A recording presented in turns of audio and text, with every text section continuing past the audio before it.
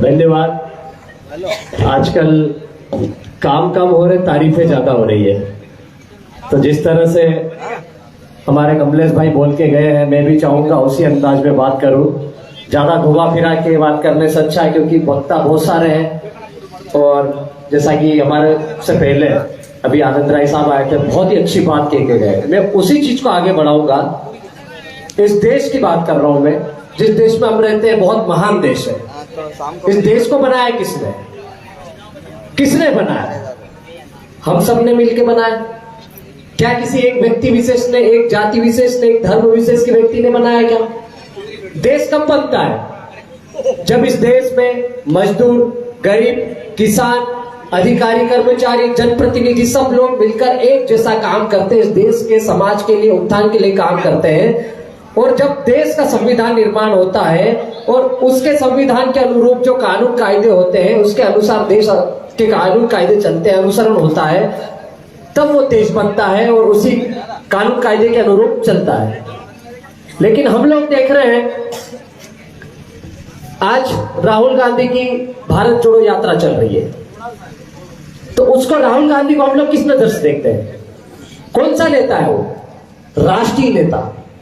मोदी जी राष्ट्रीय नेता, आडवाणी जी राष्ट्रीय नेता। लेकिन मायावती की बात करते तो क्या बोलते हैं? दलितों की नेता। रामविलास पासवान चमारों का नेता। मुलायम सिंह यादव यादवों का नेता।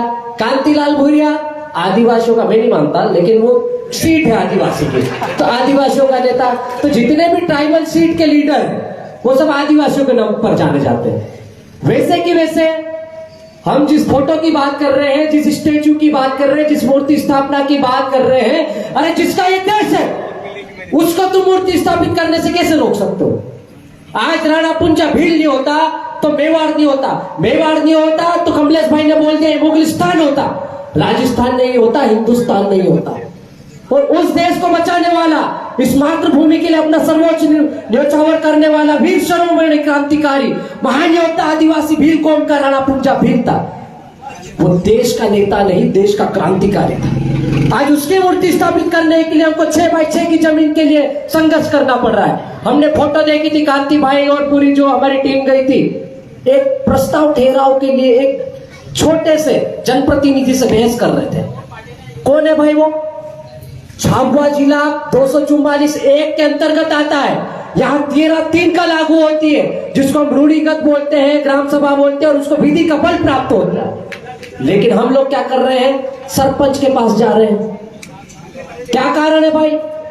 नोट ना तुमने दिए, वोट हमने दिए। कमलेश भाई बोल के गए, सही बोल रहे थे। राणा पुंजा भील ने गद्दारी नहीं की। उस समय उनने अपनी इज्जत के लिए, अपने मान के लिए, अपने स्वाभिमान के लिए अपने बलिदान दे दिए। उनने थोड़ा आंकड़ा कम बताया, मैं बता दूं। 1576 में जब आदिवासियों की फौज खड़ी हुई थी राणा पुंजा भील के नेतृत्व में, कम से कम 10,000 आदिवासी भील सैनिक थे। सारे के सारे युवा थे, और युवाओं के साथ में बुजुर्ग बहन बेटियां भी लड़ रही थी। उनके पास में कोई तोप नहीं थी, उनके पास कोई बंदूकें नहीं थी, उनके पास तीर कमान, गोफन पाले हथियार थे, कुल्हाड़ी थी, जो आज भी हमारे पास है। गैर आदिवासियों को वो चलाते नहीं आती है। और उसी के लिए हम बार बार बोलते हैं कि इसको घर में रखो, इसके लिए हमको लाइसेंस की जरूरत नहीं है। ये महाराणा प्रताप को भी बचा सकता है, ये हिंदुस्तान को भी बचा सकता है आदिवासी, तो भविष्य में हमारे समाज को भी बचाएगा, यही आदिवासी बचाएगा। कल जो नागपुर में महाअधिवेशन था, इंटरनेशनल कॉन्फ्रेंस था, वो भी इसी चीज को लेकर था। हम लोग बार बार बोलते हैं मंच के माध्यम से कि समाज को बचाने वाली ये अंतिम ही पीढ़ी है, क्योंकि हम लोग जान रहे हैं कि समाज के साथ क्या हो रहा है। आज मूर्ति स्थापित करने के लिए हमको संघर्ष करना पड़ रहा है। आज हमारे ही क्षेत्र में हमको आयोजन नहीं करने दिया जा रहा है। हमारे ही क्षेत्र में हमारे सामुदायिक भवन नहीं है। सरपंच हमारा, विधायक हमारा, सांसद हमारा, लेकिन काम किनका हो रहा है? 3% लोगों का। जिला अध्यक्ष उनका होता है, वही न चाहता हमारे विधायक सांसद को, उनके बड़े बड़े बंगले। और हमारा यहाँ का आदिवासी मूल निवासी, जिसकी जल जंगल जमीन है, जिसके ये पहाड़ है, जिसके इस पहाड़ के नीचे महान खनिज संपदाएं भरी हुई है, जिसके ऊपर पूरी सरकार की निगाह है, वही व्यक्ति गुजरात में, महाराष्ट्र में जाके पलायन कर रहा है। जो व्यक्ति यहाँ का मालिक था वो आज मजदूर बन गया है। सबकी सब बाहर जाके मजदूरी कर रहे हैं। क्या कारण है भाई? हम लोगों ने सब निठल्लों को बिठा दिया विधानसभा में, लोकसभा में। वो बोलते नहीं, गूंगे बहरे, वो बिल्कुल रबड़ स्टंप की तरह काम करते हैं। जैसा उनका आका बोलता है वही काम वहां जाकर करते हैं। वो बोले तो उठ, तो वो बोलेंगे उठेंगे। वो बोल देंगे बैठ जाओ, तो वो करते हैं बैठ जाते हैं। और यहाँ का प्रशासन भी ऐसा ही हो गया। यदि किसी विधायक सांसद का फोन आ जाएगा तो फटाक से लेटर पेड जारी कर देंगे, एफआईआर भी कर देंगे, जमीन दे देंगे, अलाट कर देंगे, खदान अलाट कर देंगे, सब कर देंगे। लेकिन जब एक गरीब आदिवासी मजदूर व्यक्ति जाता है या सामाजिक संगठन का व्यक्ति या कोई सामाजिक कार्यकर्ता भी जाता है तो वही कर्मचारी अधिकारी, वही प्रशासन का अधिकारी या वही जनप्रतिनिधि के दबाव की वजह से काम नहीं करता है। तो ये हमको समझना पड़ेगा आज क्या कारण है भाई। एक व्यक्ति 500 किलोमीटर से आ रहा है, क्या कारण है? राजस्थान वाले या मध्य प्रदेश की धरती में आ रहे हैं। ये कोई गण है क्या? क्या कांति भाई को या झाबुआ बामनिया से चुनाव लड़ना है? क्या आनंद राय जी को इंदौर से छोड़ के यहाँ आके चुनाव लड़ना है? क्या महेंद्र भाई यहाँ से चुनाव लड़ेंगे? ऐसा है क्या? ऐसा नहीं है। हम लोग ये मैसेज देना चाह रहे हैं कि आज सिर्फ मध्य प्रदेश का ही नहीं, पूरे भारत देश का आदिवासी एक मंच पर आ रहा है। यदि झारखंड में कोई बड़ी घटना होती है, नीमच में कोई बड़ी घटना होती है, छत्तीसगढ़ में होती है या देश के किसी भी कोने में होती है, कोई बड़ी घटना आदिवासियों के खिलाफ होती है, तो वहां पर ये आदिवासी एकजुट रहेगा, एक मंच पर आएगा और जरूरत पड़ेगी तो अपने हिसाब से आंदोलन नहीं करेगा, सशस्त्र आंदोलन भी करेगा। लेकिन अभी हमारे पास में, मैं बार बार बोलता हूं, तीर कमान नहीं, तीर कमान हमारे सांकेतिक हथियार है।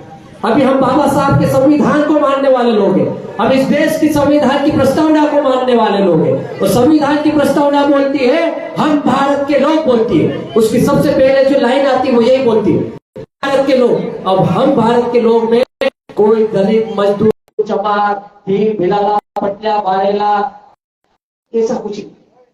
हिंदू, मुस्लिम, सिख, ईसाई, ऐसा कुछ नहीं। हम भारत के लोग कब होते हैं?